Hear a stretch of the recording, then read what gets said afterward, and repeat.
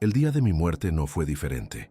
Era domingo en la Ciudad de México, y el aire denso y cargado de smog se mezclaba con el dulce aroma del incienso que ardía frente a iglesias históricas y el inconfundible aroma de los tacos al pastor, una mezcla caótica que de alguna manera aprendí a llamar hogar. Mi rutina era un ritual sagrado de vanidad y éxito. Mis días no se definían por la oración, sino por ser el centro de atención. Me llamo Ezequiel Ramírez, pero todos me conocen como Ese, un pastor de 48 años, con una voz que llenaba auditorios y una presencia que dominaba las redes sociales. La fachada de una espiritualidad perfecta era mi armadura, un disfraz que ocultaba un alma sedienta de aplausos. Mi mayor temor no era la perdición, sino el olvido. Era el temor de que un día la multitud me ignorara. Mi iglesia, a la que llamé Templo de la Divina Prosperidad, fue el escenario de mi espectáculo. Fue un espectáculo de luces LED, cámaras de alta definición y música a todo volumen, donde el sonido de las campanas fue reemplazado por el eco atronador de aplausos y ofrendas. El ambiente era una mezcla de café recién hecho y el perfume caro de los fieles, una fragancia que asociaba con el éxito. Caminé entre las sillas de terciopelo, sintiendo la mirada de cientos de personas sobre mí, cada una como un ladrillo en el muro de mi ego. Desde el púlpito, me sentí en la cima del mundo, un Dios menor en un escenario hecho para glorificarme. Mis sermones, llenos de historias de superación de obstáculos y riqueza material, eran pasto para la multitud, pero para mí, solo una herramienta para mantenerlos bajo mi hechizo. El espectáculo comenzó como siempre. Las luces me seguían mientras caminaba. La música a todo volumen ahogaba cualquier pensamiento crítico y la congregación, como marionetas, seguía cada uno de mis movimientos. Ese día, mi sermón trató sobre cómo la fe podía ser una herramienta de enriquecimiento, una tesis que, en el fondo, sabía que era una distorsión. El aire acondicionado soplaba una brisa fresca, pero yo sudaba no por el calor, sino por la adrenalina de tener el control, de sentir el poder fluyendo en cada palabra que pronunciaba. Era una adicción, la droga más poderosa que jamás había experimentado. Vi las miradas atentas, las sonrisas de aprobación, y eso fue suficiente. Era todo lo que necesitaba. Hablaba de cómo la fe podía ser una transacción financiera, un intercambio donde das lo poco que tienes y Dios, a cambio, te bendice con prosperidad material. Mi voz resonó por el micrófono, y los rostros de la multitud eran una imagen borrosa de devoción. De repente, en medio de una frase sobre diezmar como semilla, sentí una punzada en el pecho. Fue un escalofrío que me hizo detenerme, una advertencia que decidí ignorar, atribuyéndola al cansancio de mi rutina. Pero el dolor no desapareció. Era como si un machete en llamas me desgarrara el pecho desde adentro, una dolorosa advertencia de mi cuerpo contra la mentira que estaba diciendo. El dolor se intensificó, haciéndome tambalear en el púlpito. El micrófono se me resbaló de la mano y el sonido de su caída resonó por la iglesia, un estruendo que silenció a la multitud. Las luces LED, antes tan brillantes, comenzaron a parpadear y a fundirse en una mezcla de colores. El sonido de la música de adoración que llenaba la sala se distorsionó, convirtiéndose en un zumbido lejano, un ruido hueco que me desconectó del mundo. El calor de mi cuerpo, antes tan vibrante, fue reemplazado por una frialdad paralizante, como si me estuvieran drenando la vida. Lo último que vi antes de caer fue la mirada de pánico en el rostro de mi esposa, Sofía, y la mano extendida de uno de los diáconos. Luego, oscuridad. El impacto de la caída fue un eco hueco. Lo último que sentí fue dolor, un eco hueco en un cuerpo que se desvanecía. Y así, en medio de un sermón sobre la prosperidad de Dios, mi corazón dejó de latir. Caí de rodillas, no en oración, sino por debilidad, y entonces el suelo del altar me dio la bienvenida. La multitud, antes tan llena de vida, se convirtió en un mar de rostros asustados y voces confusas. Yo estaba en el centro del escenario, como siempre había deseado, pero esta vez no hubo aplausos. Solo silencio, el sonido de mi propia vida desvaneciéndose y la certeza de que la función había terminado.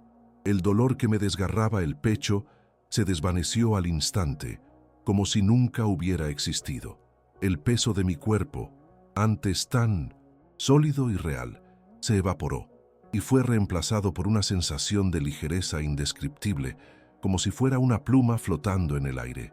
El caos del entorno bajo mí, el sonido de las sirenas, los gritos desesperados y las voces de pánico, se convirtió en un ruido distante y apagado, como una película sin sonido.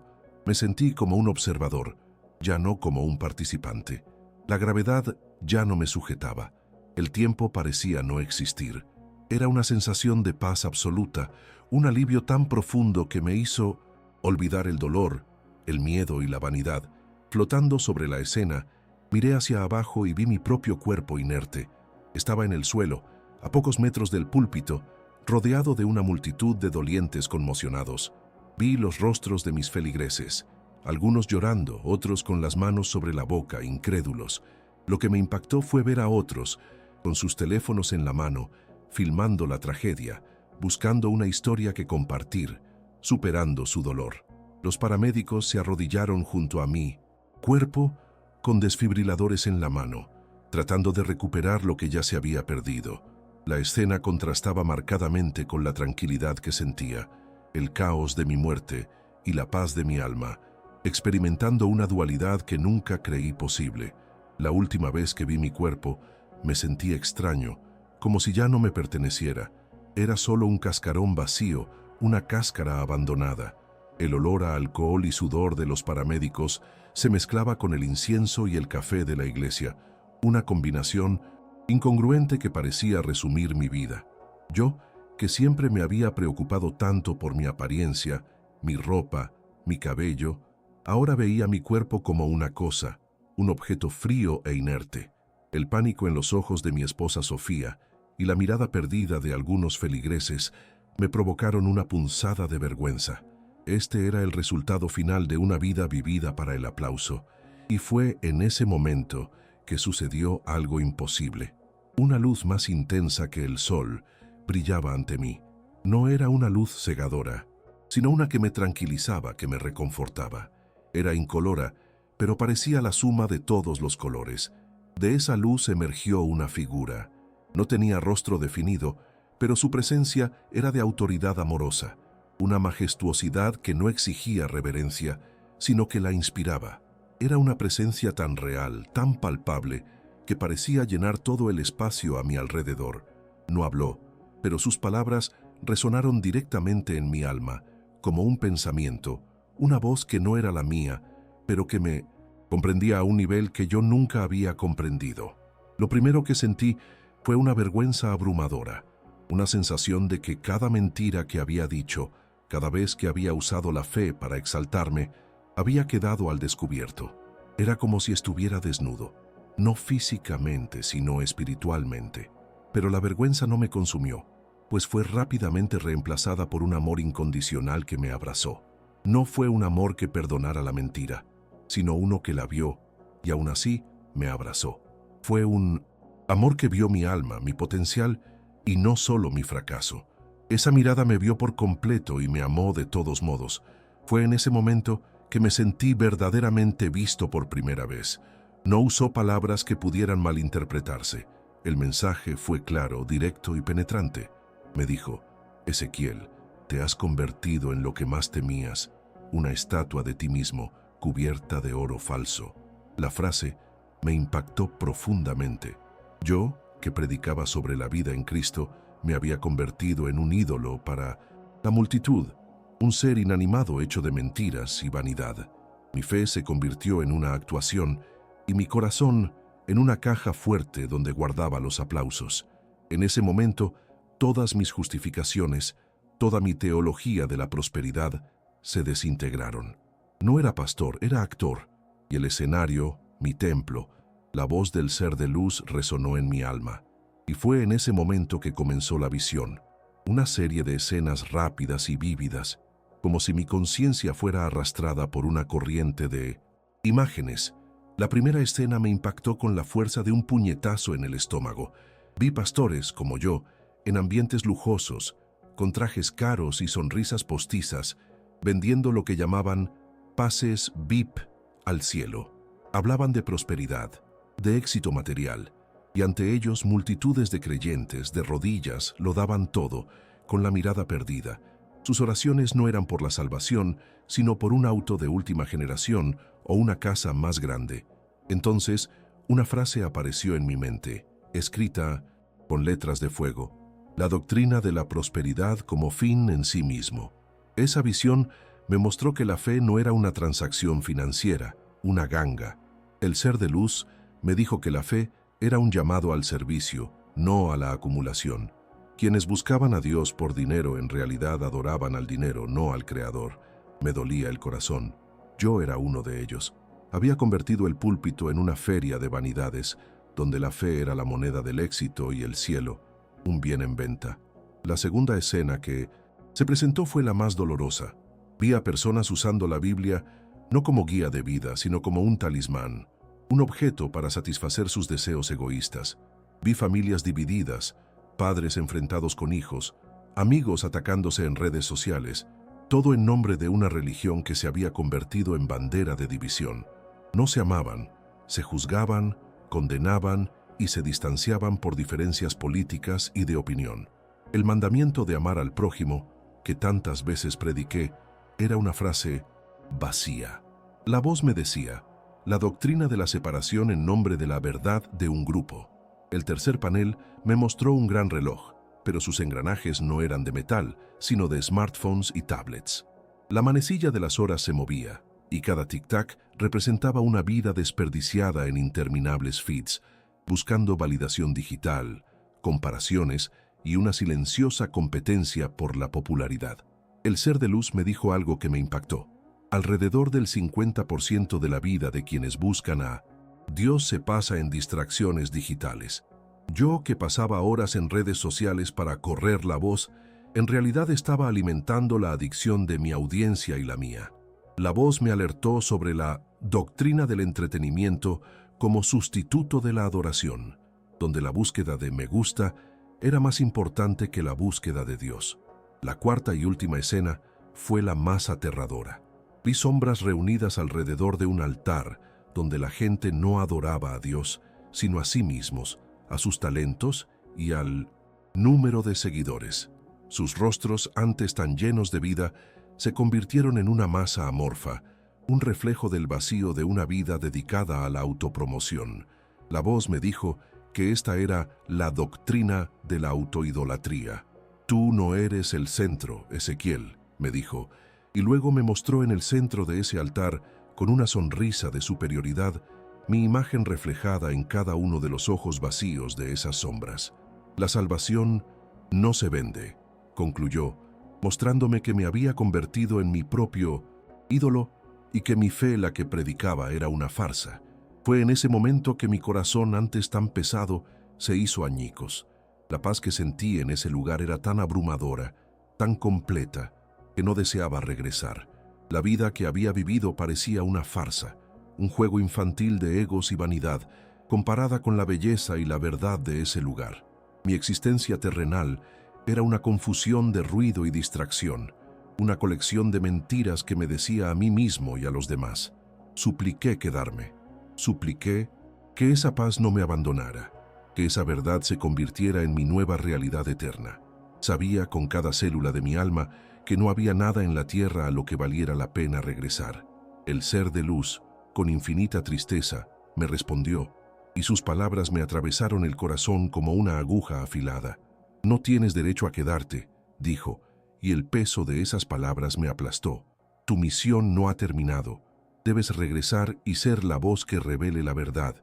Debes advertir a tus compañeros, pastores y a tus fieles.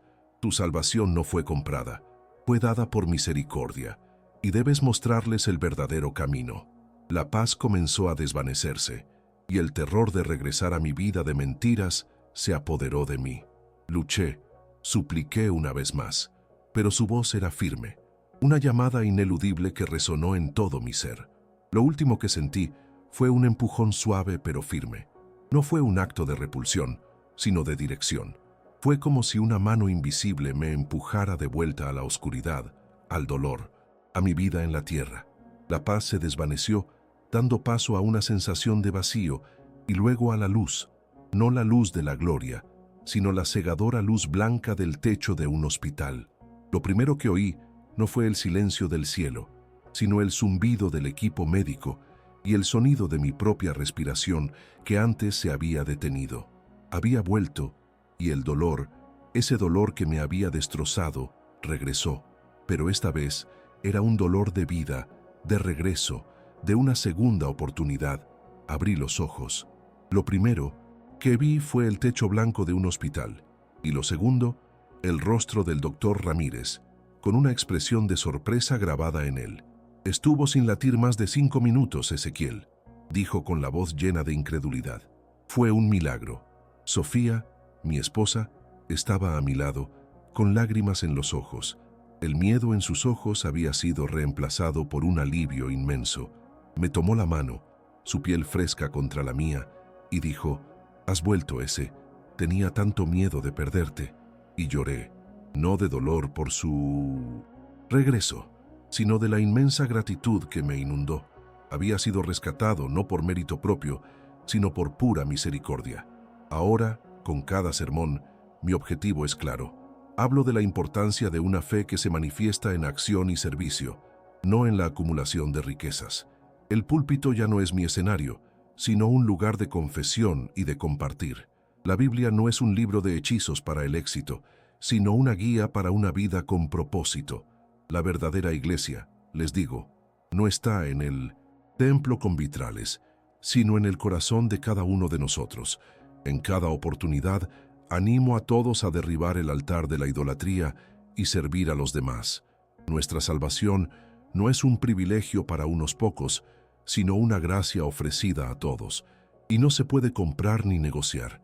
La verdadera fe no crea barreras, no juzga a los demás por su postura política ni por sus decisiones de vida, sino que perdona y ama sin distinción, porque el amor es lo único que realmente importa. Les pido que se levanten, que se perdonen mutuamente, que reconectan, que nuestras vidas sean un sermón diario, un acto de amor y perdón. Recuerdo la visión de los smartphones y las publicaciones interminables, y ahora veo el mundo de otra manera.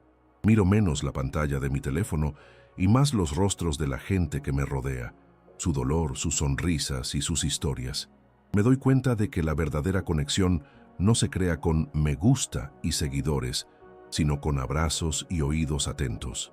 Apago la cámara de mi teléfono y enciendo mi alma, porque lo que importa al final no es lo que acumulas, sino en quién te conviertes en el camino. Mi vida hoy es un testimonio. Mi historia trata sobre cómo una segunda oportunidad puede darte una nueva visión. Trata sobre cómo la muerte puede enseñarte a vivir. Trata sobre cómo el amor es más importante que la fama. El mensaje que traigo no es de prosperidad material, sino de prosperidad del alma, del espíritu, de conexión.